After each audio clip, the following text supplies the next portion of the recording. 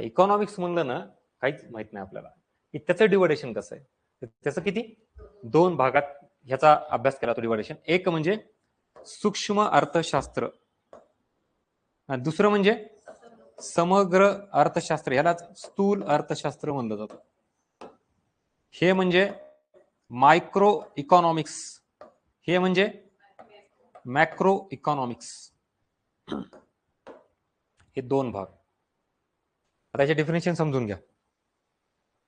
अर्थशास्त्र म्हणलं की आपण सगळे टॉपिक ह्याच्यामध्ये आले का? बरोबर ना, सगळेच टॉपिक आले. किंवा कुठल्याही आर्थिक घटकाचा अभ्यास मला करायचा म्हणलं की अर्थशास्त्रात आलंच ना. उदाहरणार्थ मला इन्कम, उत्पन्न हा एक आर्थिक घटक आहे, याचा अभ्यास करायचा आहे, इन्कम.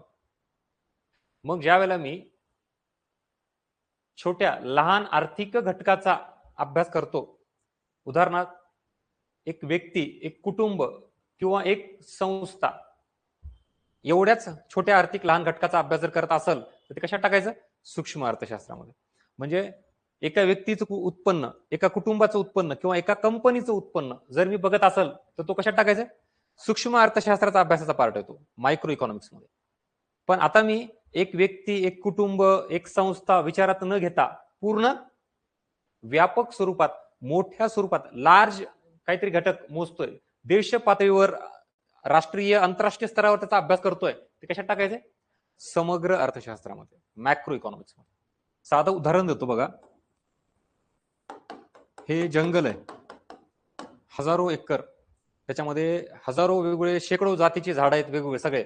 त्यात मी जर फक्त समजा आंब्याच्या जातीच्या झाडाचा अभ्यास करत असेल, फक्त आंबे कुठले कुठले काय एवढंच, आता बाकी हजारो वेगवेगळे आहेत ना, मग एकाच कुठल्या तरी घटकाचा अभ्यास करणं म्हणजे कुठलं?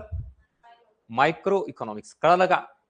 आणि मग मी आता संपूर्ण जंगलाचा, किती प्रकारची झाडं आहेत, कशा प्रकारची माती आहे, सगळा व्यापक स्वरूपात, मोठ्या स्वरूपात जर अभ्यास करत असेल तर काय? आता फरक कळाला? सो मायक्रो म्हणजे छोटा आर्थिक घटक.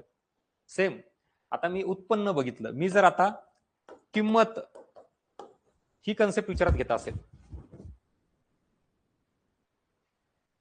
विशिष्ट एका